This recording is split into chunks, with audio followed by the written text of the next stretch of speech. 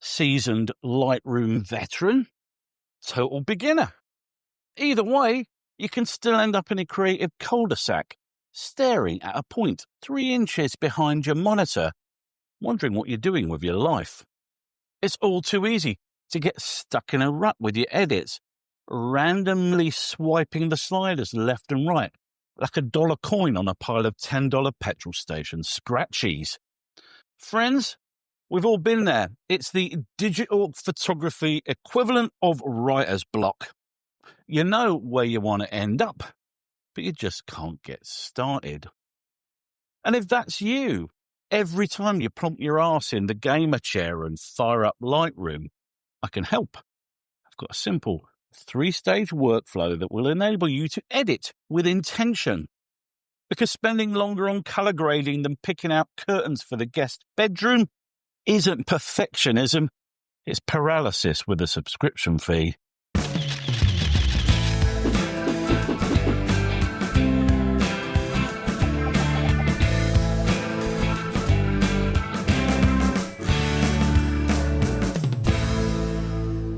Okay, guys, here's the headlines from the cheat sheet before we get stuck into the nitty-gritty.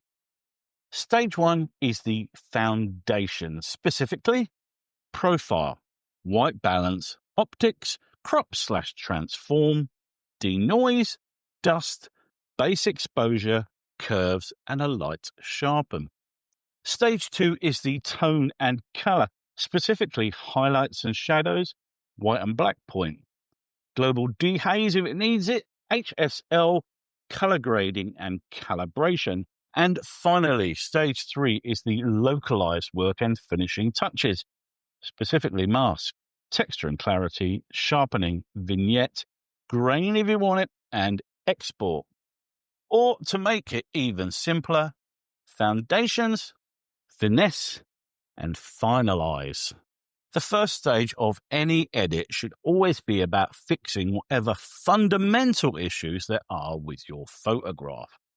We're going to build some solid foundations, and then everything we add on top will be all the better from it from the very beginning. Let's walk you through it. I must say right from the outset that I'm not going to dwell too long on the purpose of all the various sliders that we're going to use. That's not really the intent of this video. What we're talking about is creating a purposeful workflow that can bust you out of that slider blind state you get into where you're staring at the computer and not really making any progress. All right, the first stage of any photograph that I process is the profile and the white balance.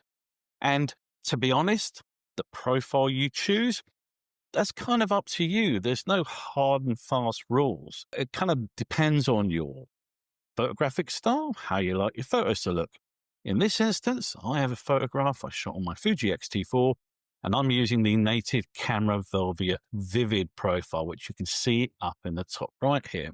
I do like the new adaptive color profile, which is an AI profile created by Adobe in the latest editions of Lightroom, which bases the groundwork of the edit on what's in the photograph, using AI to decide what's in there rather than hard and fast rules about light levels and colors and stuff like that. So if you're completely lost, you don't know which profile to use, I can highly recommend the adaptive color. It's very good. I like my saturated colors, so I'm going to stick with Velvia Vivid. The next stage is the white balance. And in this case, the camera has metered a pretty good white balance. So I'm not going to mess with it too much. It's a little bit on the magenta side. You can see it says plus 21. So I'm just going to dial that back slightly, get rid of a bit of that purple out of the scene. And I think that the color temperature is pretty much spot on. But what you can do is use the eyedropper here to select a neutral color, such as a nice mid-gray or a white, and Lightroom will do the maths for you and tell you what the color temperature of the photograph was if you find that the camera didn't meter it correctly. Okay, next stage is to enable the chromatic aberration. Not really an issue in this photograph. Chromatic aberration is the sort of green or purple halos you get around objects where there's a lot of contrast. For instance, sunset behind some branches. I pretty much leave it on by default. You've also got your profile corrections in there, enable or disable as it pleases you. There's no hard or fast rule with this one. You may want it to fix up the curvature of the lens and any vignetting. So if that's bothering you, then enable profile corrections. The next part is to get the overall composition correct, and we do that with the crop tool. So here you can change entirely how the photograph is framed. You can crop in to concentrate on a specific portion of the photograph, and you can also straighten the horizon.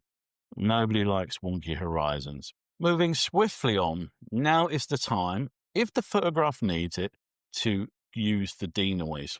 And in the latest edition of Lightroom, there's no separate file created in this process. It uses the sidecar file.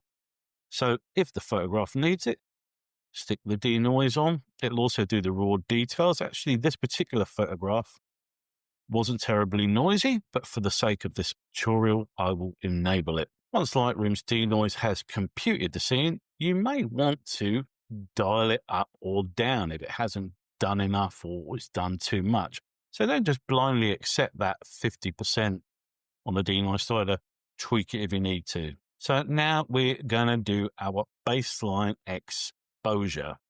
So I'm looking at my histogram here. It's broadly well exposed. We've got quite a bit of information in the shadows, which is this portion of the image here with some dunes and some hills.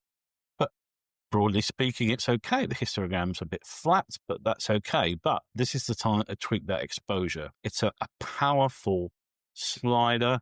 So maybe I'll bring that up a little bit. I'm keeping an eye on my histogram and I don't want to clip. Now you can see on the right-hand side of the histogram where it just turns yellow and I've gone too far and I've clipped the highlights. So when that happens, then we have to come down and pull down the highlights to get that histogram back in the frame. And the final part of this foundational stage of the workflow is to do a little bit of light sharpening. This is because when you demosaic an image in Lightroom, which is to say to decode that raw file, they're sometimes a little bit soft. Now, the raw details in the denoise slider here has actually fixed quite a bit of that softness for me. So in this current edition of Lightroom, it's not as essential, but you can still come down here and you can see that Lightroom by default automatically applies this 40% sharpening. And you may wish to come in there and increase that. If you're going to do that, zoom in on some detail where you can see how it's being affected. So if I go over to these trees, I can bring the sharpening up and I can keep an eye on them. So I'm just going to pull that back very slightly, and that's looking pretty nice. Now is a great time to fix up any dust spots on your image if you've got them. And unfortunately for me, on this one, I had a heap of sensor noise. I was a bit slow with a lens change swap out at the beach. Some spray got in there, just a little bit of spray, and I ended up with a humongous amount of dust spots. So click on the remove tool, click on the visualize spots option here, and move this slider to the right until you start seeing those spots. And as you can see from these little circles, I've got bloody hundreds of them. So I'm going to fast forward you through this bit. We'll get this fixed up. Okay, I think I've got most of them. Let's turn off the old visualize, and it's just worth double checking. Just zoom in and pan around the image. Make sure you got all of those nasty dust spots.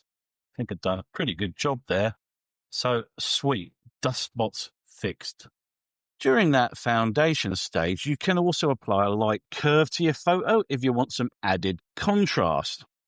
I would suggest using the tone curve in preference to the main contrast slider because it's simply more natural and far more configurable. Didn't use it in my test photo there because it was already a very contrasty scene. Okay, so we have set the building blocks for our edit, and now it's time to get stuck into the main edits. Stage 2 is to finesse the image, and this is where we're going to do the bulk of the post-processing work. And it begins with highlights, shadows, white, and black point. And you should be guided in all matters regarding these sliders by that histogram. The white and black point are kind of the bookends of the dynamic range. If we look at the histogram of this image, it's actually a very well exposed photo in the grand scheme of things. I have data all the way up to the brightest part of the images over here on the right-hand side, and I have data all the way over on the left. In the darkest parts of the image, if my histogram kind of fizzled out down this bottom end here, then I can get the black slider and drag that to the left to stretch out the histogram. And ditto, if the histogram kind of fizzled out before it hit that right-hand side of the dynamic range there, somewhere around this point here, I could get the white slider and stretch that out too. So bookend your image with your white and black points, and then you can attack the highlights and shadows. I need to bring the highlights down because we've got some blown out portions of the photograph here.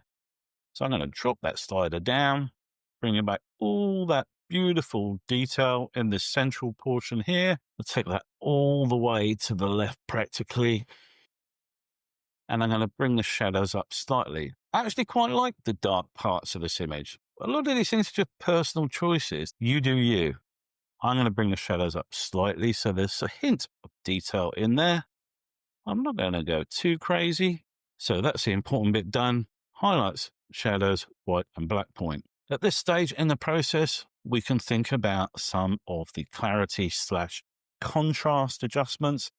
And dehaze is an extremely powerful slider, and it's very easy to go crazy with it. In fact, a lot of people like having negative on the dehaze slider, bringing it this way to make the scene hazier, but I'm not one of those people, and I'm going to drag that slightly to the right just to bring a bit of contrast in. You can see that the kind of reflections of the sun in the sand are more accentuated as I bring that in, but it is a very powerful slider. Don't go crazy with it. 10-15% on the slider should do you fine. Okay, it's time to attack the colors, and there are lots of tools to enable you to do this in Lightroom. The color mixer, for instance, gives you a way of attacking the hue, saturation, and luminance of specific color ranges. Now, I mentioned previously, for instance, that I thought there was too much magenta in the image, and in the white balance, I toned it down. An alternative way of doing that would be in the color mixer here. So I could come down to the magenta slider here. I could go to the saturation option. I could just drag that to the left there, and that would take away some of that kind of purpley tones. There's no hard or fast rule for how you use this particular tool. You need to look at the image, identify problem areas, and then you can target them in the color mixer. The color grading tool is also a powerful way of fixing up the colors in your image. One of the most popular enduring tweaks that people use in landscape photography in particular is to cool off the shadows. So if I come down here and I just drag this to the left, so I'll make my shadows slightly bluer. And then ditto, you make the highlights slightly warmer. So I'm going to come over to this highlight slider. I'm just going to drag that up into the sort of orangey areas. Once I've got everything looking pretty nice, I often come down to the calibration section and add a little bit of secret sauce. I crank up the saturation in this blue channel slightly, and also in the green. If I turn this on and off, you can see it just tweaks everything slightly, makes it pop a little bit more. But you do not have to use this if you don't want to. If you're happy with the way your colors were looking when you did all the color grading previously, then leave the calibration sliders alone. Remember, this workflow is about editing with intention, not about using every single tool in the box. Your photo should now be mostly finished. And the third stage is when you can put your artistic fingerprint on it and make any finishing tweaks that will round off the edit. So if you've identified any problem areas, now's the when you can tackle them. The thing that hit me when I was processing this image is this very shadowy portion of the image down the bottom here.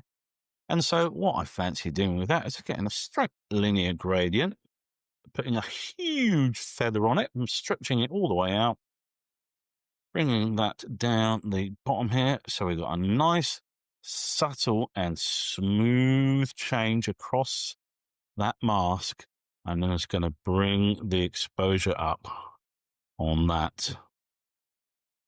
And so now we've filled in that bottom portion of the image. Don't overlook the traditional masks. All these flashy AI masks in Lightroom are certainly not all they're cut out to be. In this case, a linear gradient just fixes up nicely. In doing so, I've just identified a little problem there. There's a white splodge there. So let's just get the old remove tool, make a nice big selection, and let's just get rid of that. So now I've got the image looking the way I want it in terms of how it's exposed across the entire frame there. I can finesse it with some further masks. I'm going to do all of this with traditional masks. First thing I'm going to do is get a huge linear gradient, nice soft one there. Drag that up the top of the screen. Need to take that up further. I'm just zooming out. I want subtle effects here. Let's zoom back in. And I'm just going to drop the exposure slightly just to darken that top portion of the image there. That's too much. Let's drag that down. That's good. And I'm going to do the same at the bottom. Drag up, big old feather on it, pull it down to the bottom screen there, and I'm going to drop the exposure on that. I am framing the image here. Now I'm going to bring it in slightly just to focus the eye on the center of the screen there. I'm going to grab a brush, huge great brush with a big old feather on it. I'm going to drop the exposure down by about a quarter of a stop, maybe a little bit more. You tweak it afterwards. And I'm just going to draw around that side portion there and around the left there. Let's drag that exposure slider down a little bit more. There we go. Subtlety is the key, my friends. It's quite soft, and we've got some great sky and shadow detail here. And I'm just going to tweak that a little bit with some improvements to texture and clarity. And I'm going to do it on a localized basis because I might want to vary the levels of both. So I'm going to grab another brush. And in this case, I'm going to choose another. Yep, you guessed it. Linear gradient. It's going to drag that down there. So I've got the center point around about on the horizon line there. And I'm just going to bring the texture up. Can you see how that's bringing out the detail in those beautiful clouds? Don't always want to increase contrast in clouds, but I just love how these look. There's quite a bit of detail in them. And I'm going to bring the clarity up slightly too. Texture is a finer contrast than clarity. And let's add a linear gradient on the beach here. I don't want too much on this shadowy area because it will just increase any noise that's in it. Let's bring up the texture here. And so can you see how it's making these sort of ripples in the sand here look absolutely epic? Let me take that back to 0. Well, in fact, let's zoom in on this to go to 200% so we can see what's going on. Watch the sand in the middle there. I'm going to bring the texture up. Don't want to go too crazy. I just want them to be nice and visible. There we go. 31's good. And a little bit to the coarser clarity slider as well. Now, as I look at the overall image, I can see I have in fact undone some of the lightning I did on this area here. So I'm going to come back to that original bottom linear gradient and I'm just going to move that up slightly so that we get more balanced light down the bottom there. So I have kind of whizzed through this. I'd spend a lot more time on those sliders if I was doing this for real. It's just to showcase you guys. But here's the before, where we started from with this kind of murky image with dust spots all over it. huge, great dark mass at the bottom of the frame. And we've gone to that. All the dust spots gone. Nice bit of detail where we want it. Beautifully lit. Color exactly the way I want it. Nicely balanced histogram. We beat that slider blindness. That then, my friends, is my 3-stage workflow designed to break you out of that slider blindness and bring a bit of intention to your workflow.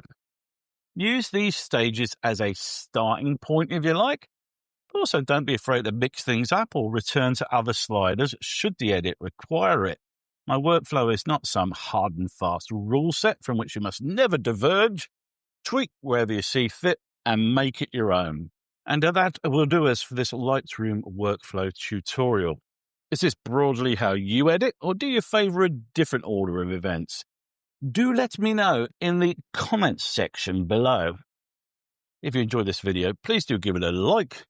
If you got value from it, consider subscribing to my channel for more photo, video, and drone-related content from me. Till the next time, guys, happy editing and ta-ta!